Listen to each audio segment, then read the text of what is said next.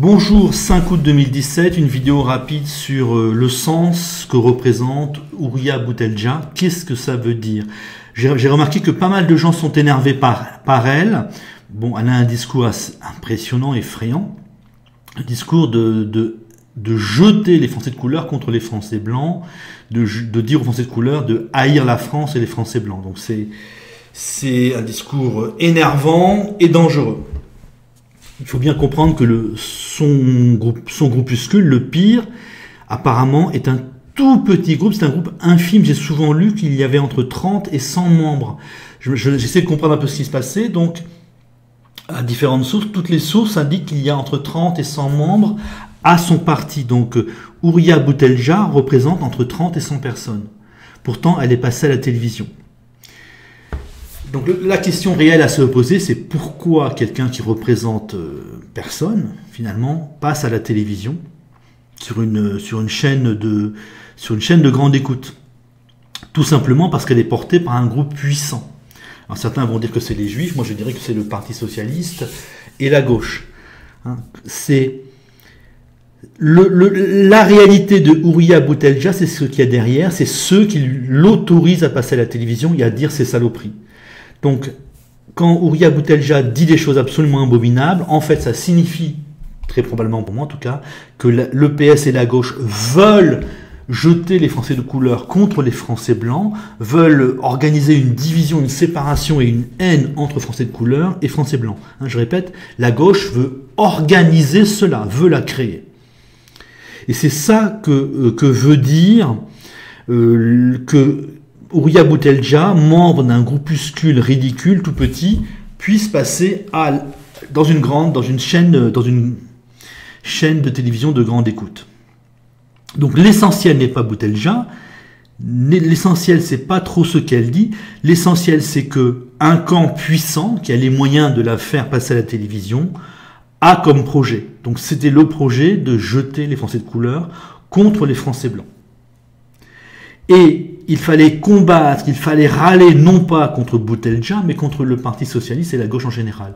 Il fallait accuser la gauche de vouloir nous séparer et à amener de la haine en France, augmenter les problèmes en France. C'était ça qu'il fallait faire. Boutelja en elle-même n'a aucune importance, c'est une sorte de marionnette imposée par la gauche pour dire ce que la gauche voulait entendre, soit depuis longtemps, soit à une certaine époque. Je crois qu'elle a disparu de la télévision, cette dame, mais vous pouvez l'extrapoler à d'autres personnalités qui ne représentent rien ou pas grand-chose, pas grand monde, et qui passent souvent à la télévision. Par exemple, je ne sais pas si c'est encore le cas, Chalgoumi, Tariq Ramadan. Il me semble que Tariq Ramadan, à un moment, passait souvent à la télévision française, puis qu'il a disparu à un moment. À partir du moment où il disparaît brutalement à un moment, alors qu'il dit à peu près la même chose très probablement, ça signifie qu'une partie de l'élite française, une partie puissante de l'élite française, veut qu'il passe à la télévision pour dire ce qu'il a à dire. Par exemple, vous avez le collectif contre l'islamophobie de Marwan Muhammad. Là, ils sont quand même plus nombreux. J'ai lu qu'ils étaient 12 000. Mais comme l'islam est absolument incompatible avec la France, que ça finira... que ça peut mal finir, c'est Ramadan Muhammad, le collectif contre l'islamophobie, quand il passe beaucoup à la télévision, beaucoup plus que le nombre de personnes qu'il représente, reflète la stratégie de notre élite. Notre élite en ce moment veut pousser l'islam en France, veut le faire monter, et c'est notre élite qu'il faut critiquer, c'est critiquer les conséquences de la politique voulue par notre élite. Faire monter l'islam en France comme le veut notre élite, ça nous mènera à la catastrophe. Et il faut dénoncer deux choses. Les élites françaises qui soutiennent la montée de l'islam en France. Il faut dire les conséquences d'une façon intelligente. L'islam est absolument incompatible avec la France et avec l'Europe de toute façon. Et être relativement indifférent aux individus. Ramadan, Chalgoumi, Marwan Muhammad n'ont pas d'importance en eux-mêmes.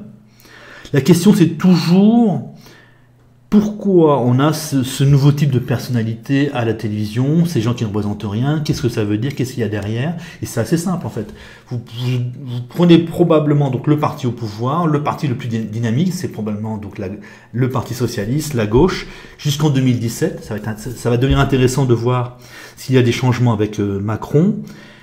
Et vous pouvez en déduire ce que veut donc le parti dominant. Il faut fonctionner comme ça. Les enjeux étant tellement gigantesques, c'est quand même des enjeux de génocide, d'extermination des gens de couleur en Europe ou des musulmans en France, que il ne faut pas se tromper d'ennemis en fait. L'ennemi c'est beaucoup plus les élites françaises que les gens qui passent à la télévision en disant des choses abominables. Salut!